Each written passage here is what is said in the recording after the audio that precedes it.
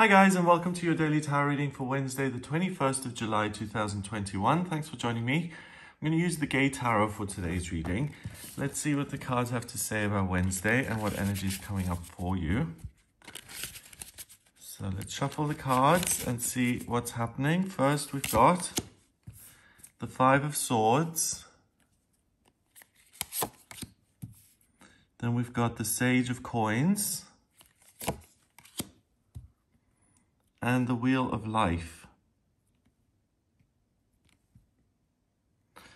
Okay, so the message I'm getting is that there may be certain difficulties in your life when it comes to relationships where you feel you're being treated harshly, or the opposite, where you feel you're doing very well, but you have to kind of turn it down a notch so that you don't upset your partner.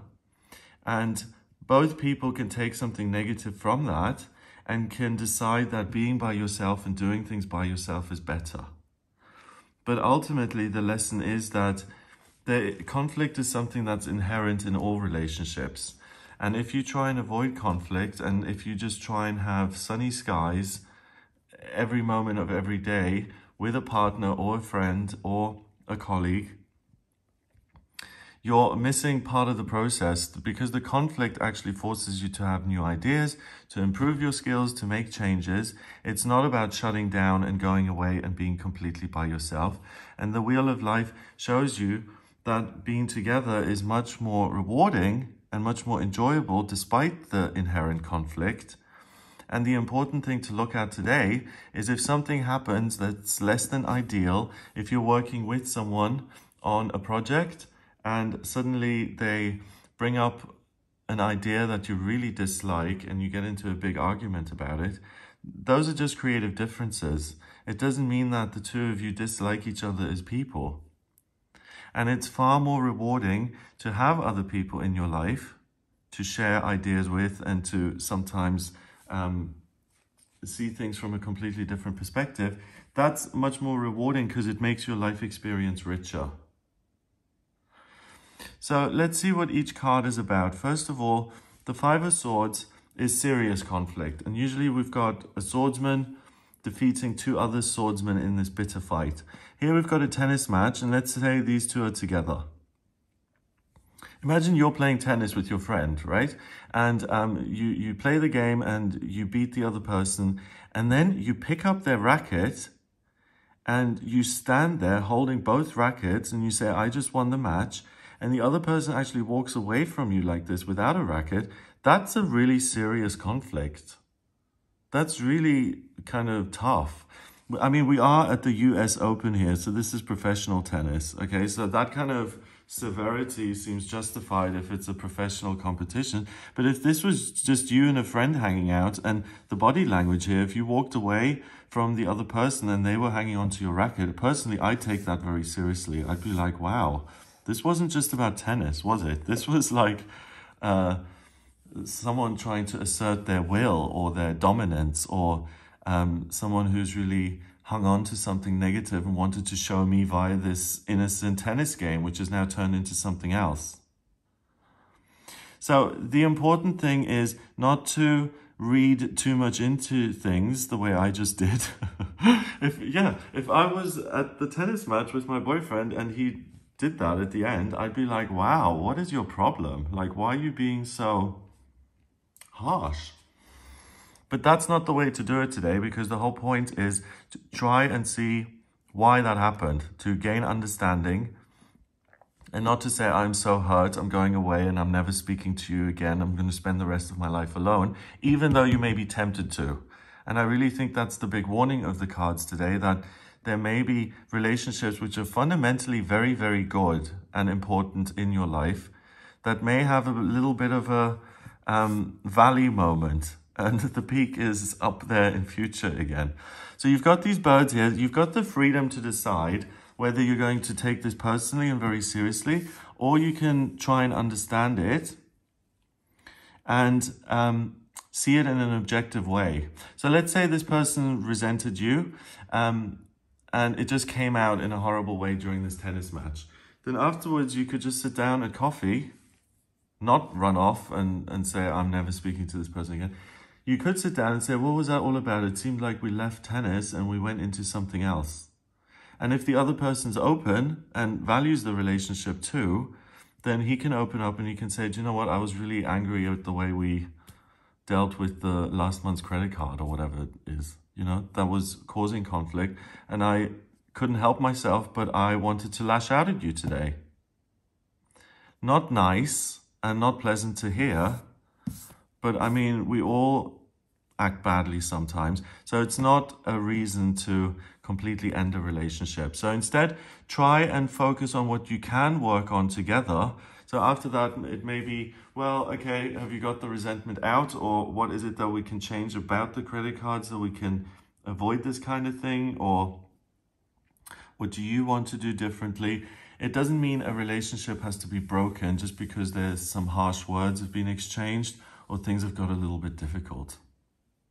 Easily said, and this is coming from the person who's unfortunately a master at just cutting people off and then that's it. I've really, when I was younger, I always thought that was a good quality because if I didn't like something, I'd end the relationship and I'd move on to other relationships.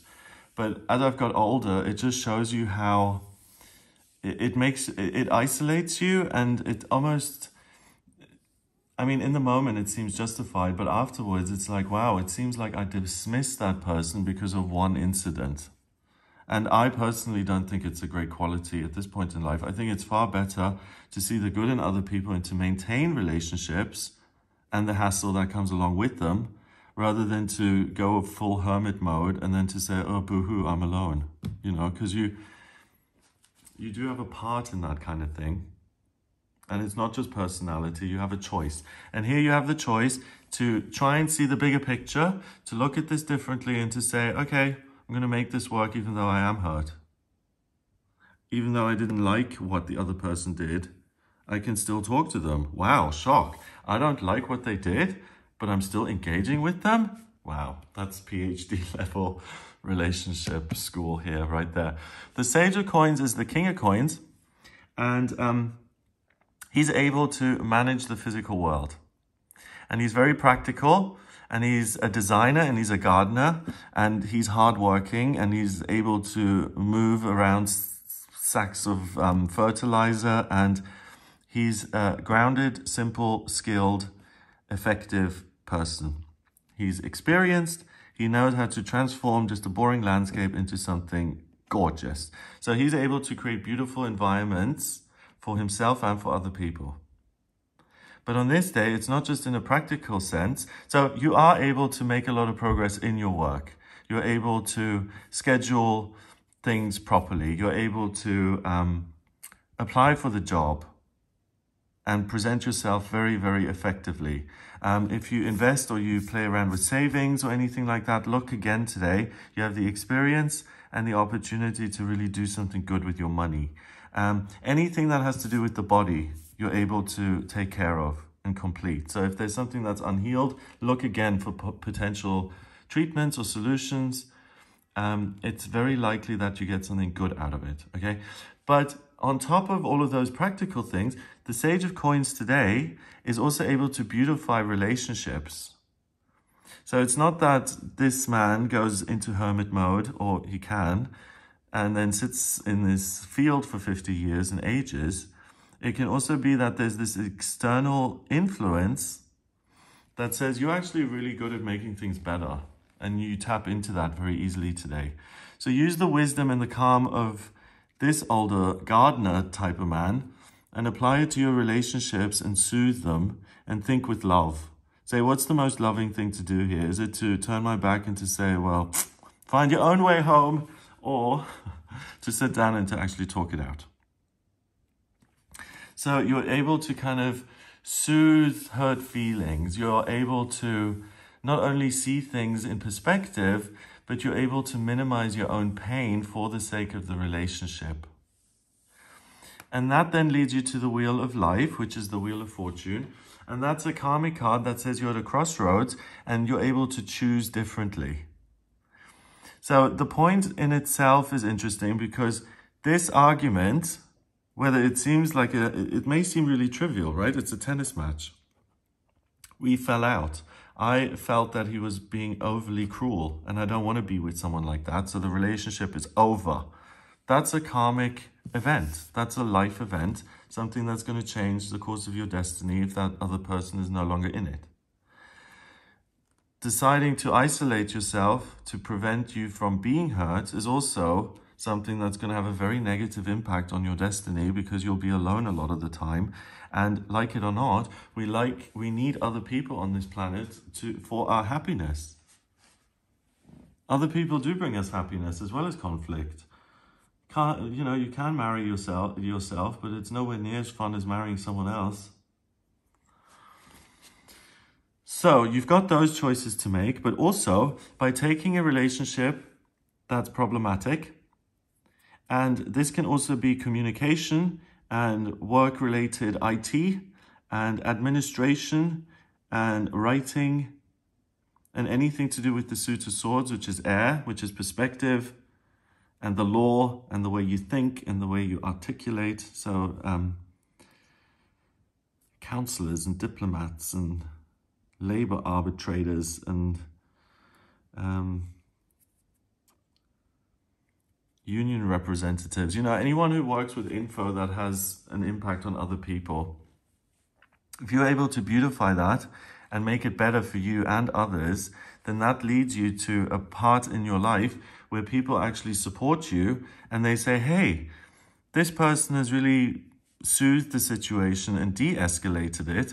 I'm aware that happened. I'm glad we're still together, even though I behaved badly on this day. He tended to the relationship or the conversation or the contract, and it's that attentive love that now makes us want to support him. Let's say this guy is the guy up here. He's helped us, so let's help him. One for all for one. That is a karmic change, because when you have other people supporting you, because you did the loving thing instead of the cold, self-interested thing, then that's a big change in your life as well, because then you have support. And having that kind of support, like when you have a friend and you do something really nice for them and they're like, wow, from now on, you can do no wrong in my books.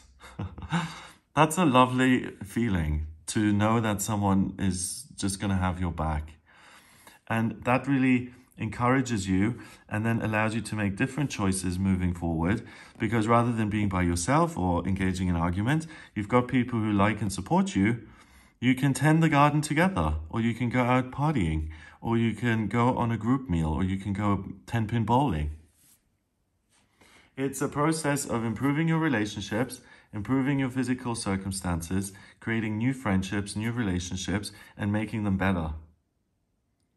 So what's got into you today? This guy, a really nice, attentive, loving gardener type has got into you today, and he's helping you pour that water on all the other aspects of your life, allowing them to grow and thrive and flourish. I like it. Okay. 5 and 1 is 6, and 10 is 16. 1 and 6 is 7. 7 is the mind and creativity. So get creative with solutions, and use your intellect to look for some sort of, conflict resolution, and use your intellect to look at the positives and to try and keep things in perspective. Do keep things in perspective, and I think you'll find that quite easily. And think with love. Think, what is the most loving thing to do in this situation? And you'll have a fabulous time. I hope you have a great day. If you would like a personal reading with me, please get in touch via my website. It's gregoryscott.com. On the front page, click on book your reading to audio reading with me. If you like this video, then please give it a thumbs up, hit subscribe, and share the video online. Have a great day, and I'll speak to you tomorrow.